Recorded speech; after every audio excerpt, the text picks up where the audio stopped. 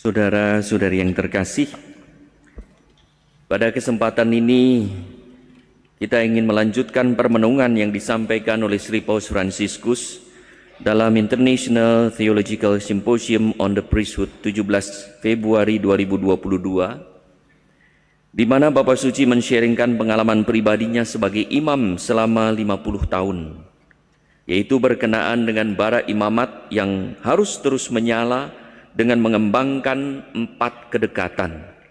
Kedekatan dengan Allah, kedekatan dengan uskup, kedekatan dengan umat, kedekatan dengan sesama imam, dan kedekatan dengan umat. Pada tahun yang lalu kita merenungkan kedekatan dengan Allah. Hari ini kita akan merenungkan kedekatan para imam dengan uskup sebagai ungkapan dari ketaatan kepada Roh Kudus. Saudara-saudari yang terkasih, dalam tabisan diakon dan imam, para imam masih ingat, para diakon juga masih ingat, para calon tertabis berjanji sebagai ungkapan iman kepada Allah dan komitmennya dalam melaksanakan kehendak Allah dalam bentuk pelayanan-pelayanan dalam gereja, di tengah umat dan masyarakat. Maka di sana ditanya oleh uskup, "Frater, apakah saudara berjanji untuk menghormati dan mentaati uskupmu dan pengganti saya?" pada imam diosesan.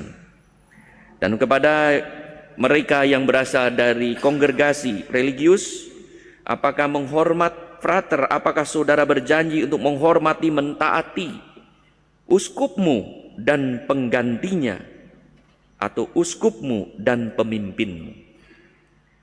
Saudara-saudara yang terkasih, kita semua, saya juga pernah berjanji. Apa yang kita hayati di balik janji tersebut? Di balik tersebut menghormati pribadi, uskup, dan keputusannya, serta mengikuti apa yang ditentukannya dengan sukarela, senang, dan dengan sukacita, gembira. Karena sebagai bagian dari pelaksana iman saya kepada Allah, dan komitmen saya melaksanakan kehendak Allah. Maka janji itu adalah ungkapan ketaatan pada Roh Kudus. Lalu bagaimana prakteknya? Pernah ada seorang bertanya kepada saya, apakah diperbolehkan menikah pada masa Prapaskah? Saya bilang boleh. Oh boleh ya? Oh, kok heran? Saya mendengar jawabannya kok ya heran. Kalau masa Advent, boleh. Oh boleh jadi? Boleh. Saya bilang, di Keuskupan Bandung itu boleh menikah kapan saja, perayaan Ekaristi, kecuali Rabu Abu, Jumat Agung, Sabtu Paskah. Saya mengatakan, oh begitu ya? Kok di paroki itu pastor mengatakan tidak boleh? Kok pastor menentang? Tidak menentang, saya bilang, hanya belum dekat dengan uskupnya.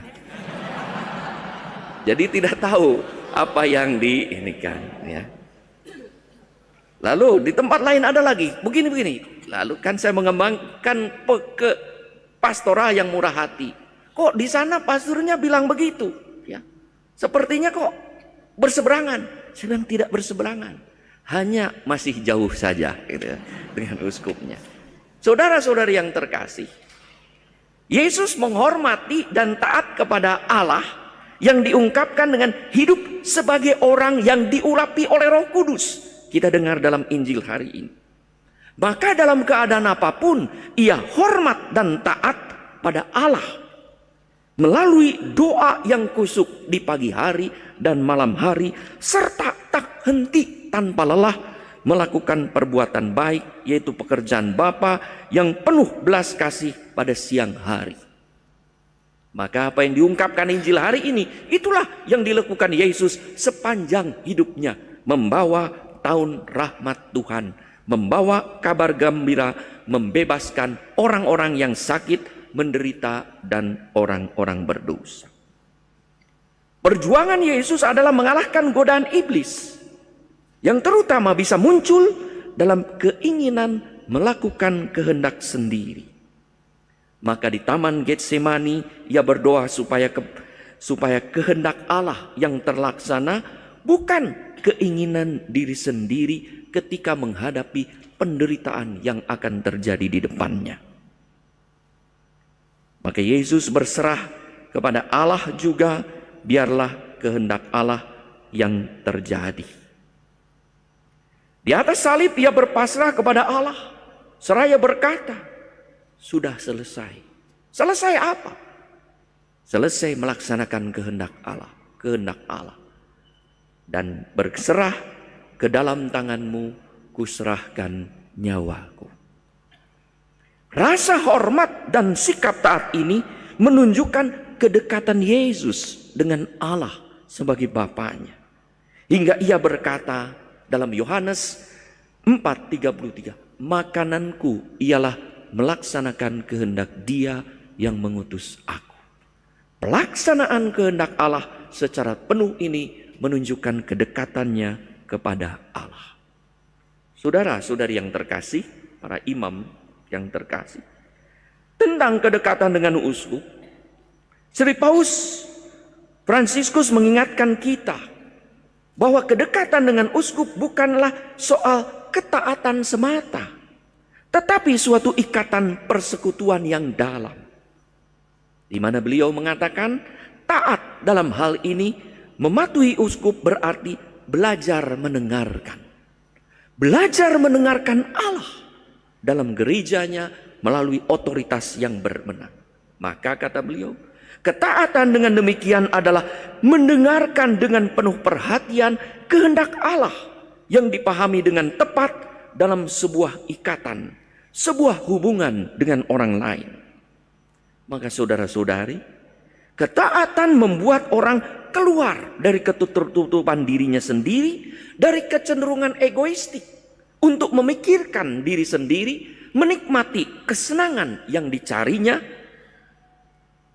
Sebaliknya, justru ketaatan membuat orang terbuka pada relasi dengan orang lain dan mengembangkan sikap altruistik, sikap mau melayani orang lain.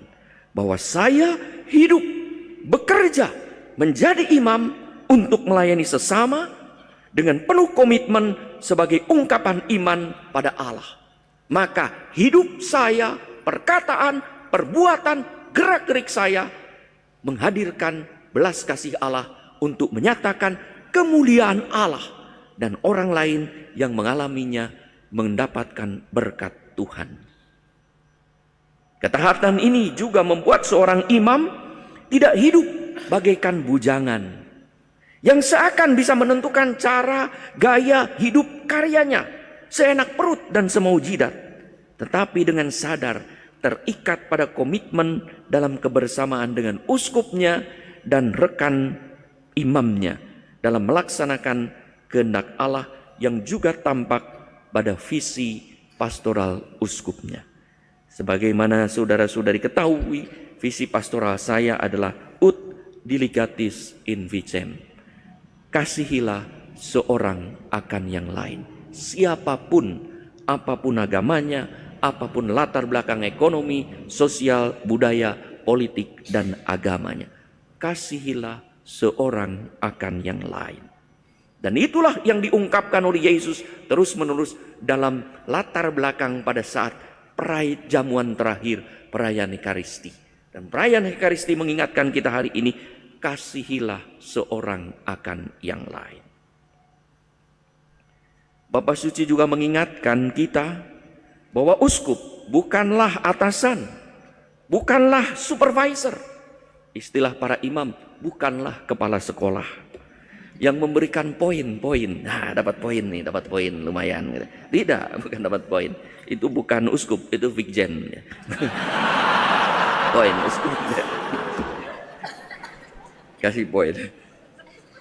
Jadi, tetapi seorang bapak ya yang membantu para imamnya untuk makin mengenal kehendak Allah untuk dirinya dan melaksanakannya hingga para imam ini mengalami sukacita, happy. Maka Pas Romo Petrus Sunu Hardiando, terima kasih atas bimbingan rekoleksinya, mengingatkan kita para imam sukacita ketika merayakan Ekaristi. Pengalaman apa? Ya, pengalaman iman apa? Dan sukacita itulah yang disadarkan kembali dalam rekoleksi sebelum kita mengulangi atau mengucapkan janji imamat ini, memperbaharui. Jadi sukacita ini hanya akan terjadi kalau uskupnya juga, kata Paus, memberi perhatian penuh kasih pada hidup para imamnya dan juga umat yang dilayaninya. Maka kedekatan para uskup bukan sekedar kedekatan badani, tetapi kedekatan rohani. Bukan asal ada bersama, ngobrol bersama, tetapi juga karena mempunyai visi bersama. Orang bertanya, Bapak Uskup, ciri imam yang dekat dengan Bapak Uskup apa? Mulai kurang ajar. Mulai kurang ajar itu dekat ya. Mulai dibully uskupnya, itu dekat. Saya bertanya kepada seorang imam, karena beberapa kali mengalami uskup, saya juga pernah imam mengalami dekat dengan uskup Alexander, Monsignor Alek beberapa kali. Ketika saya bertugas kadang-kadang di FF datang berkunjung ngobrol ya, dengan Monsignor Pujo, Kardinal. Sewaktu saya menjadi uskup pertama, apa yang saya lakukan? Saya kunjungan ke masing-masing para imam. Tidak memanggil, sengaja saya ingin dekat dengan cara saya datang, mengunjung. Tadinya saya akan memanggil satu-satu, tapi saya datang kepada para imam. Lalu saya datang juga kepada keluarga para imam, kepada orang tuanya yang masih punya orang tua, kakaknya yang sudah tidak ada orang tuanya. Lalu kunjungan, berbicara dengan mereka satu persatu. Saya bertanya kepada para bagaimana pengalaman? Ya, dulu saya dekat, tapi juga ada pengalaman sakit hati dengan uskup. Ya mungkin juga saudara-saudara ada. Mohon maaf lahir dan batin. Ini hampir lebaran ya. Mohon maaf dulu. Ya. Jadi cerita dia.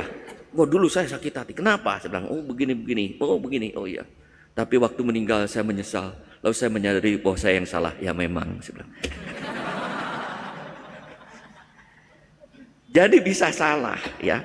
Maka para imam juga diharapkan berdoa untuk uskupnya ya.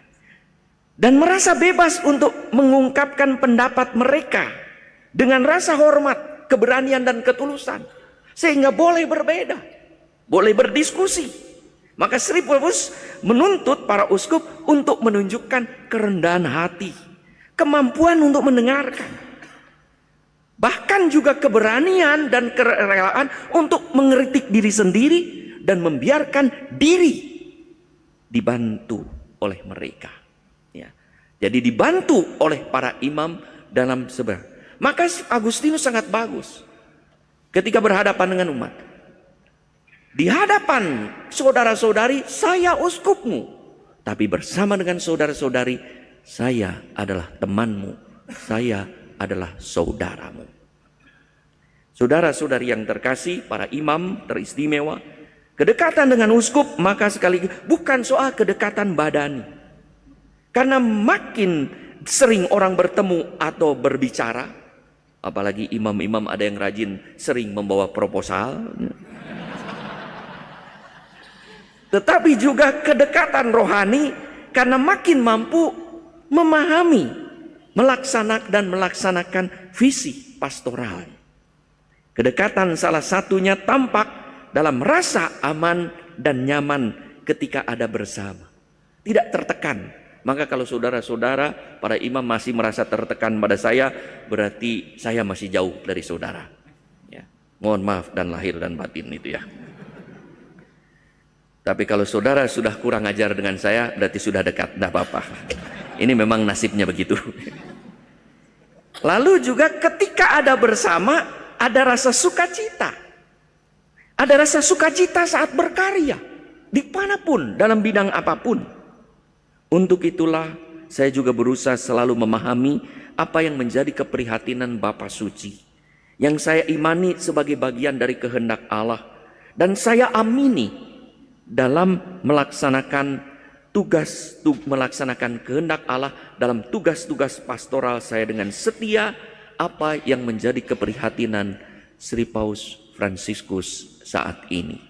Bagaimana pastoral belas kasihnya luar biasa mengatasi berbagai kekakuan aturan menembus hati manusia yang rapuh, membongkar kebekuan hukum yang seringkali tidak memberi tempat pada manusia. Atas nama umat yang dilayani dengan setia, saya mengucapkan terima kasih kepada para imam dan bersyukur kepada Allah atas kesetiaan para imam pada janji imamat dan kesungguhan dalam melaksanakan tugas kegembalaan di tempat masing-masing.